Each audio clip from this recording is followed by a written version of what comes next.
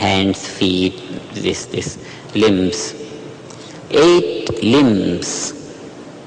Patanjali rises to describe 8 limbs of yoga. 8 limbs of the body of yoga. This is Ashtanga yoga. Yoga has 8 limbs, means the state of integration of life has 8 aspects to it, 8 limbs. The misinterpretation starts right from here, and this basic value of the misinterpretation of the name has made the whole philosophy completely muddled. This has been interpreted as 8 steps to yoga. Ashtanga yoga this name has been interpreted as bringing to light the 8 steps to yoga, 8 steps. Now you can imagine, limbs and steps are not the same thing. When the limbs develop, they develop simultaneously. Not first the hand is made, and then the leg is made, and then the nose is built.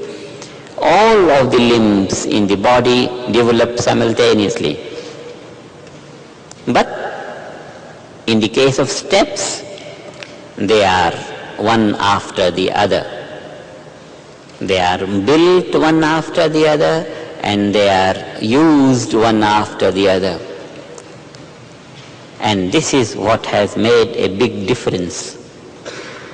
The philosophy of Patanjali is the philosophy bringing to light the 8 aspects of the state of union or integration. And if it is interpreted in terms of the 8 steps, then we would not know where the confusion will end. Patanjali does not denote that these 8, yam, niyam, asan, pranayam, pratyahar, dharana, dhyan, samadhi, these 8 names that he counts, he does not mean that these are the 8 steps to yoga and samadhi is the last step starting from yam, niyam, asana, pranayam, pratyahar. All that is not right. Otherwise, if this were so, samadhi will never be reached. Because 8th step will never be reached. Because the very first step demands achievement of that which never changes. Satya. Satya is one of the 5 yamas. Yama is the first which Patanjali deals. And 5 yamas there are. And out of the 5, the first is Satyam. Satyam is truth. Just truth. Simple truth. The truth is what? That which never changes. What is that which never changes? Being alone is that which never changes. Being is samadhi. Samadhi, Patanjali puts 8th limb of the body of yoga. But Satyam, being, he puts right in the beginning. This means the state of yoga is being at its beginning and being at its end. Being is all permeating, and this is the state of yoga, the state of union.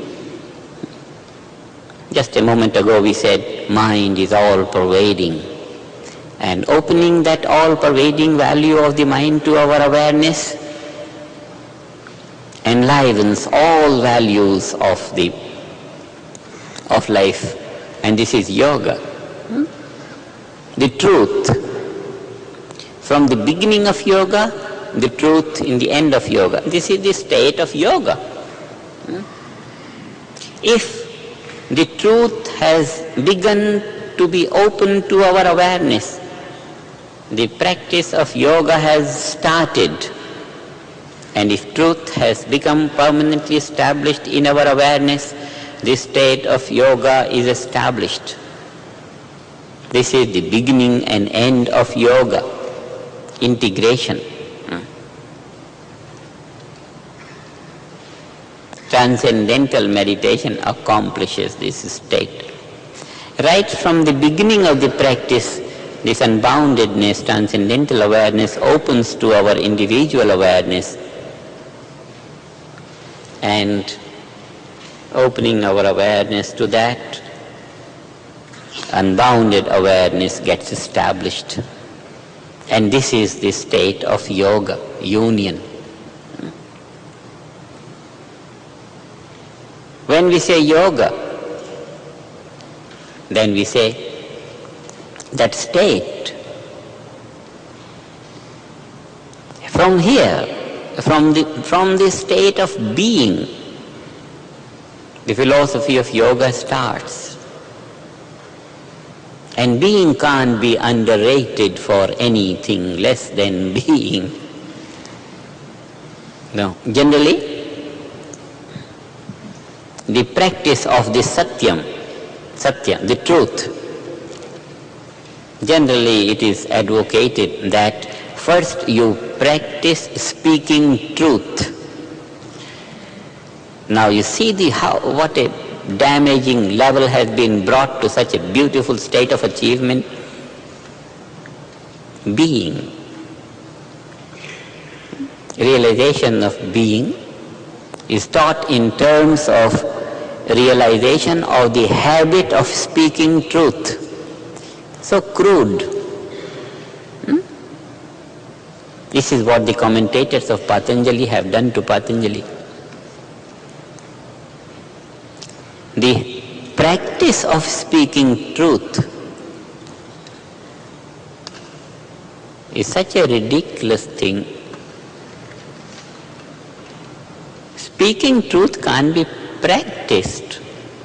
What can be practiced is development of that level of consciousness which will always speak truth. So the speaking truth, if it has to be practiced, it has to be practiced in the developing value of pure consciousness. If that level of consciousness is not there, one can't speak truth. There will be some lag to truth. So, the achievement of truth is not in trying to keep awake in order to speak truth. It will be such a strain, and then one would speak out something. Later on one would remember, oh, I should not have spoken this. So, the truth, value of truth is in developing pure consciousness, spontaneously, easily, comfortably living life the way it is. Therefore, the teaching of Satyam as one of the teaching of Yama is not limited to practicing speaking truth or seeing truth or whatever. But it is meant to be the state of awareness, and that is in the state of yoga. Such a natural situation in that state of integrated life. Not only you speak truth, but you smell truth and you touch truth, and you... When the conscious awareness is open to that pure consciousness or being, anything that you do as a wave of truth, and that is living the truth. Second is ahimsa. Ahimsa is non-violence. Non-violence. Quite a lot the word is being heard. The state of non-violence is a level of consciousness in which one always produces life-supporting influence. A state of life in which life-damaging influence can simply not be created. That is that state in cosmic consciousness where awareness is unbounded and one is just a witness to everything.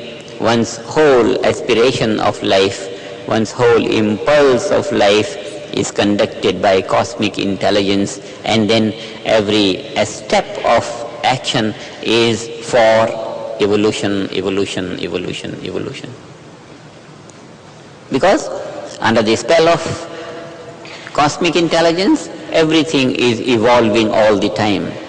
So once that is taken over by the individual intelligence, anything that one could think or do will always be in the direction of evolution, evolution, spontaneous. And in this state of life, where one always produces life-supporting influence, non-violence is spontaneously lived. Only in that state non-violence is lived. Otherwise, if a man is capable of producing life-damaging influence in whatever small or big measure, then the violence is inevitable. Knowingly or unknowingly, doesn't matter. If I have hurt the man, either through a stick or through a negative thought for him, he has been hurt. And not only he has been hurt, the entire creation has been hurt. And this is violence. So when one is not capable of hurting anything in creation, then non-violence becomes a living reality. This is the quality of that level of consciousness which we say pure consciousness or pure intelligence or cosmic intelligence, which is only life-supporting. And this is the state of integrated life. Only in this state of integrated life, one would not be damaging in any sense any aspect of life.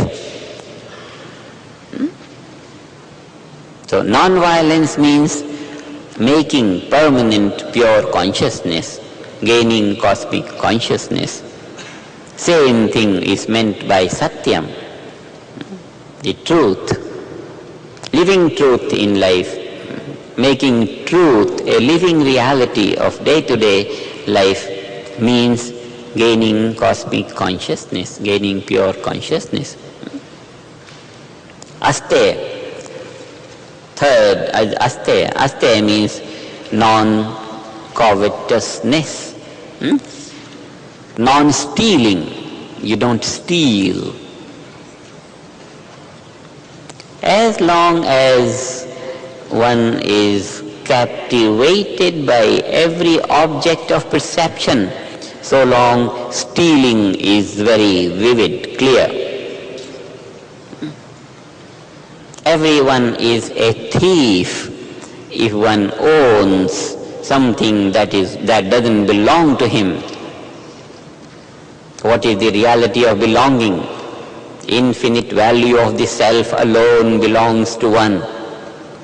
And if one is not living that infinite value and is captivated by this possession or this possession, anything that one experiences overshadows being, then one is bringing to one's possession which doesn't belong to one. What belongs to one's status of life is self, unboundedness, being, infinity, immortality, being. that being one's home, if something else enters one's homes, then one is stealing other things. This state of life is only in cosmic consciousness, where one is only a witness to everything. One doesn't own anything. And non-owning is that aparigraha, not non-acceptance. You don't accept. You don't own somebody's property. Everything else in creation belongs to relativity, change, and one is not non-changing self. And if one usurps the value of change, then one has stolen that, has possessed that which doesn't belong to one, and this is aparigraha. Therefore, in the real sense of the word, in the true sense of the word, one is a thief as long as one has not risen to cosmic consciousness, because he is bringing to his home a property which belongs to something else, self and non-self, possessing something, owning something. In this sense, Patanjali says non-covetousness is the quality of the state of life in yoga. In the state of unity, one is fulfilled, self-satisfied, and doesn't possess anything that one is not. Because in that state of unity, anything is not out of one's own being. Everything in terms of being, everything in terms of the self. In this state, everything, whatever it may be, is no more different from oneself, and therefore having everything all to oneself is a reality in this state of yoga. And this is a state where one has gone beyond the boundaries of covetousness.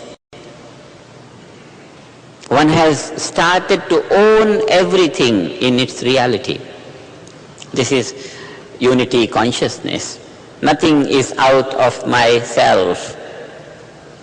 And in this state alone, where there is nothing out of myself, where myself is everything, in that state alone, one has risen above that value of covetousness. Otherwise, if myself is infinite and something is finite and I possess that, then it is possessing something which doesn't belong to oneself. The property belongs to the three gunas, to the field of change, and I start to possess it, and therefore I am not living that value of aparigraha, non-covetousness. This is the vision of Patanjali, state of yoga where one has possessed everything and therefore one has risen above the possibility of covetousness. One is living non-covetousness in that state of fulfillment where everything belongs to one. As long as this state has not come, integration has not accomplished, yoga has not accomplished. So, all these values, satya, ahimsa, aste, all these values are the values of integrated life. And if one starts to practice non-covetousness, it will be a surprise to a modern man if he is given the teaching to not steal. See, I am not stealing, I am not thief. How more I can practice this non-stealing? There is nothing to practice about it. One is not a thief anyway. So what is there to practice? And the whole thing becomes muddled. And the society is such, one doesn't have to be taught that he has not to steal. Nobody steals anyway. By nature, there is no non-stealing. So, if the philosophy of Patanjali describing that non-covetousness is taken to be the need of practicing non-stealing, it will just be an absurd thing for any civilized man. Every one of these phases, I think we'll take them, they're so interesting, should go deep into it, and then yoga will become so clear. And all these innumerable systems of self-evolvement or gaining integration found in the market, they will all fit in some category pertaining to body or pertaining to senses, pertaining to behavior, pertaining to this and this and this. And once we have the overall vision of the whole yoga philosophy, we can sort them out very easily, put them aside. And when we compare it with transcendental meditation, we don't find them any worth whatsoever. So, we will be clear about what yoga is and what that philosophy teaches and how much misinterpretation has gone in this field. And it is the interpretation of this yoga philosophy which is the basis of all suffering in life. Man being immortal, infinite, unbounded being, suffering on these small areas here and there, one doesn't deserve all that. So, we'll make it clear on that.